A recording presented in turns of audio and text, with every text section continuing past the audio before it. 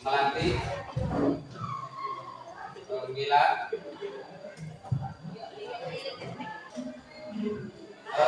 Terima kasih bagi kalian yang sudah hadir. Kita doakan teman-teman kita yang tidak hadir karena sakit, semoga mereka diberi kesembuhan supaya bisa bergabung bersama kita dalam proses belajar mengajar. Ya. Oke, sebelumnya kalian silakan berdiri dulu. Berdiri dulu. Kita PPK dulu ya, yang semangat, semangat ya. Dapur semangat, semangat, semangat. Oke, silakan.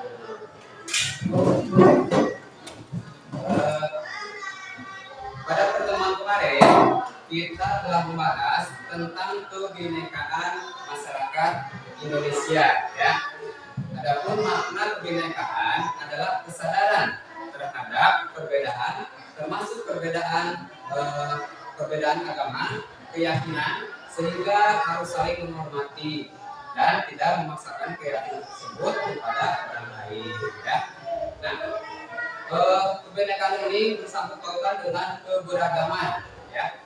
Adapun keberagaman adalah kondisi di dalam masyarakat yang terdapat perbedaan dalam berbagai hal.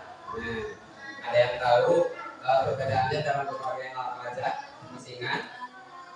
Ada perbedaan suku, terus ras, betul, terus agama, betul, ada lagi, apa lagi? Budaya, betul sekali. Pada pertemuan sekarang kita akan membahas tentang kerjasama dalam berbagai bidang kehidupan. Ya. Tujuan pembelajaran kali ini, setelah mempelajari materi tentang kerjasama dalam berbagai bidang kehidupan, peserta didik diharapkan mampu mendeskripsikan bentuk-bentuk kerjasama dalam berbagai bidang kehidupan dan juga memahami pentingnya kerjasama dalam bidang kehidupan bermasyarakat, berbangsa, dan bernegara. Adapun yang akan kita bahas kali ini tentang kerjasama dalam berbagai kehidupan. Yang pertama, ada kerjasama dalam bidang kehidupan sosial politik. Yang kedua, kerjasama dalam bidang kehidupan ekonomi.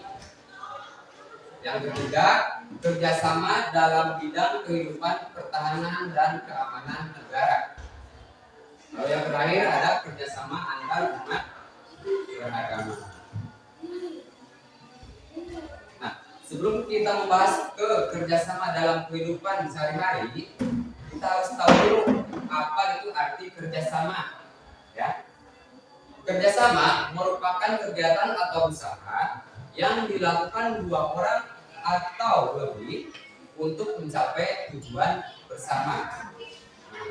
Semangat kerjasama dalam kehidupan masyarakat mewujudkan dalam kegiatan gotong royong yang sesuai dengan kehidupan budaya daerah. Contoh gotong royong yang dilandasi semangat kerjasama, misalnya ada Sikaroban di daerah Palembang, terus juga ada Ubur Gunung di daerah Jawa, dan juga ada Subak di daerah Bali. Dan sebagainya. Dalam kehidupan di masyarakat, kerjasama dikenal juga dengan sebutan gotong royong. Ya, sesungguhnya gotong royong dilakukan oleh masyarakat Indonesia merupakan wujud semangat sila yang ketiga Pancasila. Apa sila ketiga? Persatuan Indonesia. Ya. Nah, gotong royong adalah kerjasama yang dilakukan sejumlah warga masyarakat untuk menyelesaikan tugas atau pekerjaannya. Gotong royong merupakan ciri khas budaya masyarakat Indonesia yang didorong adanya kesadaran bahwa manusia memiliki atau memerlukan bantuan orang lain dalam kehidupannya. Manusia dapat hidup secara wajar apabila bersama-sama dengan manusia lainnya. Kita akan membahas satu-satu itu ya. Yang pertama kita membahas tentang kerjasama dalam kehidupan sosial politik.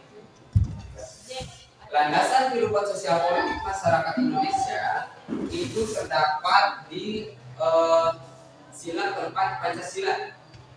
Apa sila keempat Pancasila? Ya, kerakyatan yang dipimpin oleh hikmah kebijaksanaan dalam permusyawaratan perwakilan. Ya. Nah, sila keempat Pancasila pada prinsipnya menegaskan bahwa bangsa Indonesia akan terus memelihara dan mengembangkan semangat bermusyawarah dan perwakilan. Ya. Nah, di sila keempat ada istilahnya permusyawaratan dan perwakilan.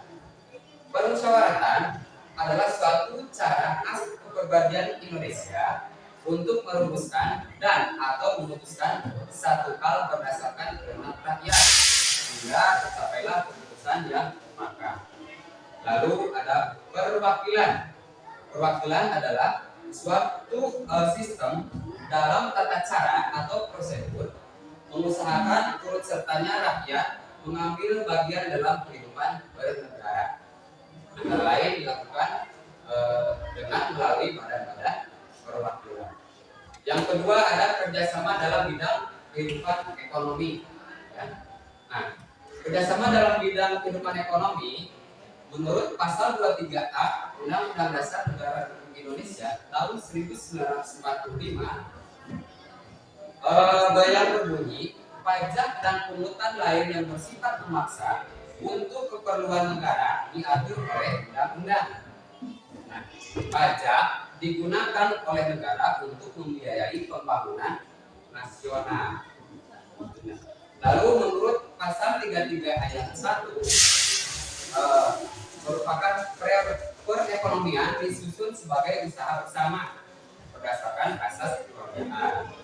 Hal ini berarti di dalam usaha ekonomi digunakan prinsip kerjasama saling membantu dalam suasana demokrasi ekonomi untuk mencapai kesejahteraan bersama secara adil. Unit usaha yang diterapkan pada pasal 33 ayat 1 ini adalah operasi, ya, operasi. Nah, gotong royong kekeluargaan merupakan salah satu asas operasi. Asas kekeluargaan mencerminkan adanya kesadaran manusia untuk melaksanakan kegiatan koperasi oleh, dari, dan untuk semua anggota di bawah kepengurusan koperasi.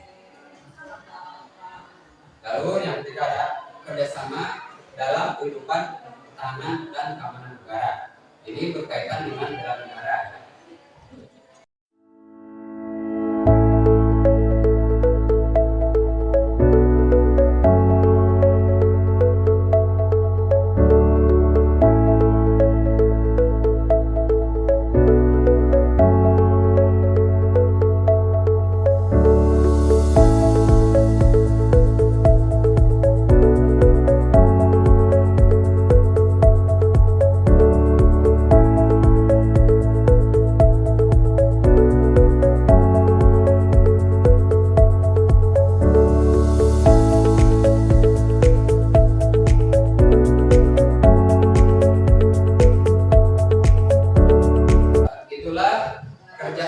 Kerjasama dalam bidang kehidupan, ya. Dalam mengembangkan sikap kerjasama di berbagai kehidupan, setiap warga negara harus menghindari sikap-sikap yang tidak terpuji. Apa saja? Yang pertama ada sikap fanatik sempit, yaitu sikap yang merasa dirinya sendiri paling benar. Ya. Yang kedua ada sikap individualis, yaitu sifat yang lebih mendahulukan kepentingan sendiri. Lalu ada sikap eksklusifisme, yaitu sikap memisahkan diri dari kehidupan sosial masyarakat, ya, karena adanya jurang pemisah. Lalu yang terakhir ada sikap primordialisme, yaitu perasaan kesukaan dan berlebihan. Sampai sini ada yang bertanyakan? Kalau ada yang bertanyakan silakan angkat tangan. Ya, silakan.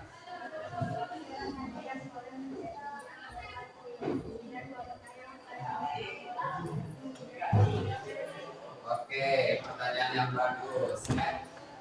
siapa saja yang boleh menjadi anggota koperasi dan bolehkah yang bukan anggota koperasi meminjam uang kepada koperasi? Ada yang bisa jawab? Ya. Oke. Untuk pertanyaan dari Mary, siapa saja yang boleh menjadi anggota koperasi ya? Semua orang boleh menjadi anggota koperasi ya, dengan syarat tertentu. Biasanya setiap koperasi mempunyai kebijakan tersendiri. Lalu untuk bukan anggota, apakah boleh bukan anggota menjadi uang koperasi ya? Nah, di situ yang bukan anggota tidak boleh yang namanya pinjam uang koperasi ya, yang bukan anggota. Karena koperasi berfokus pada pelayanan bagi anggotanya ya, kecuali ada kebijakan tersendiri ya. Biasanya masing-masing daerah mempunyai kebijakan yang berbeda-beda. Sampai di sini ada lagi pertanyaan? Ya, ya. Kalau begitu, Bapak akan membagikan kalian kelompok. Silakan ya. Kelompoknya masih yang kemarin. Silakan kalian menuju kelompoknya masing-masing. Yuk, sekarang kalian sudah ada di kelompoknya ya. Kita akan mendiskusikan ada sebuah soal. Silakan kalian diskusikan bersama kelompok kalian. Di Indonesia terdapat tantangan-tantangan yang dihadapi dalam upaya membangun kerjasama antar umat beragama. Ya. Bagaimana tantangan-tantangan tersebut dapat diatasi? Ya. Silakan kalian berebut sama teman kalian. Waktunya cuma 10 menit. Dari sekarang.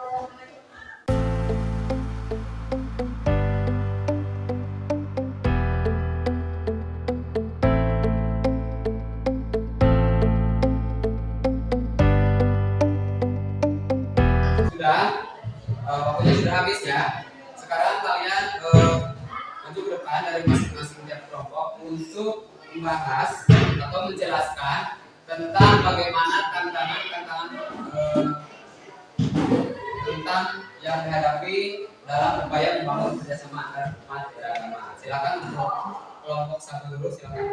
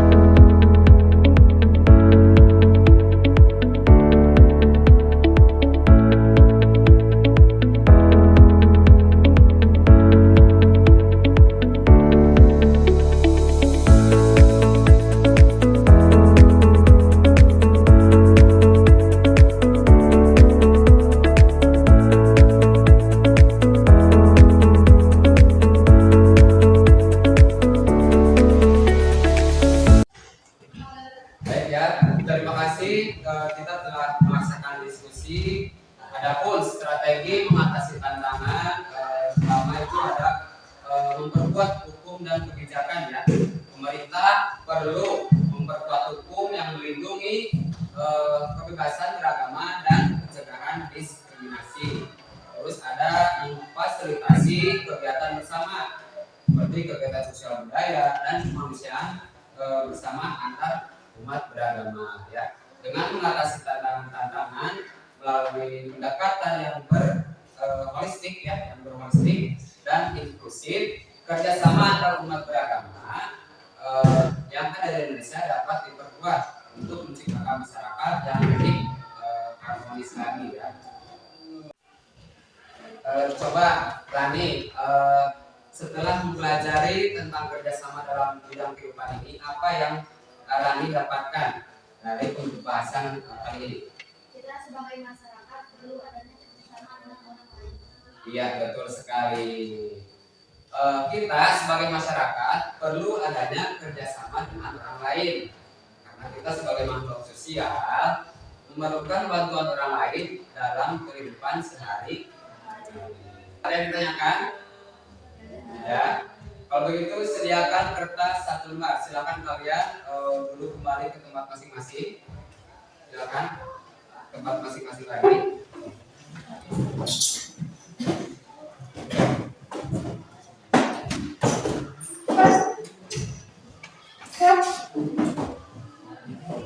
Sediakan kertas 1 lembar.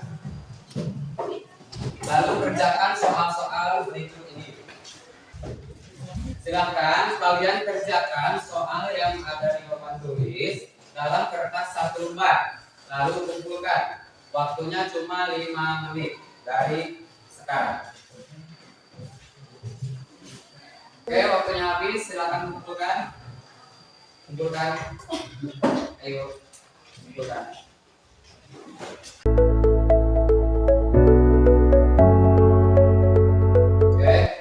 Untuk kali ini, ulangan kali ini, Bapak akan nilai langsung ya. Ada yang tanyakan lagi? Tidak ada? Ya. Kalau tidak ada yang tanyakan lagi, mari kita simpulkan rangkuman pembelajaran kali ini ya. Adapun pembahasan kali ini tentang kerjasama dalam bidang-bidang kehidupan ya. Ada apa saja kerjasamanya? Yang pertama ada kerjasama dalam bidang kehidupan sosial politik. Yang kedua ada kerjasama dalam bidang kehidupan ekonomi. Lalu yang ketiga ada kerjasama dalam kehidupan pertahanan dan keamanan negara. Dan terakhir tentang kerjasama antar umat beragama ya. Kerjasama merupakan kegiatan atau usaha yang dilakukan 2 orang atau lebih untuk mencapai tujuan bersama. Dalam kehidupan masyarakat, kerjasama dikenal dengan sebutan gotong royong. Sesungguhnya gotong royong dilakukan oleh masyarakat Indonesia merupakan perwujudan semangat sila ketiga Pancasila, yaitu Persatuan Indonesia. Gotong royong adalah kerjasama yang dilakukan sejumlah warga masyarakat untuk menyelesaikan tugas atau pekerjaan. Kalau tidak ada lagi yang ditanyakan, Bapak cukupkan sampai di sini. Mudah-mudahan apa yang kita pelajari kali ini dapat bermanfaat bagi kita semua ya. Dan kalau mencatat rangkuman yang telah tadi Bapak sampaikan, dicatat di buku catatan pribadi. Minggu depan Bapak akan dikumpulkan dan akan Bapak kasih nilai ya. Untuk pertemuan selanjutnya kita akan membahas tentang daerah dalam kerangka Negara Kesatuan Republik Indonesia. Jadi persiapan lagi ya, persiapan materinya. Sekian dari Bapak. Sebelum kita mengakhiri pelajaran kali ini, langsung baiknya kita berdoa terlebih dahulu. Silakan untuk memimpin doa.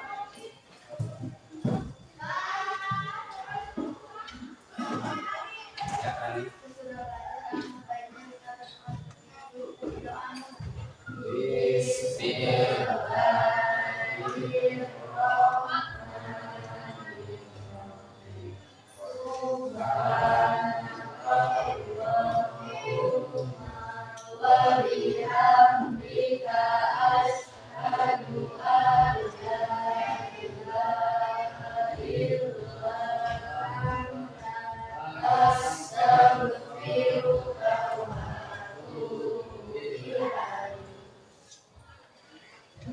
Assalamualaikum warahmatullahi wabarakatuh.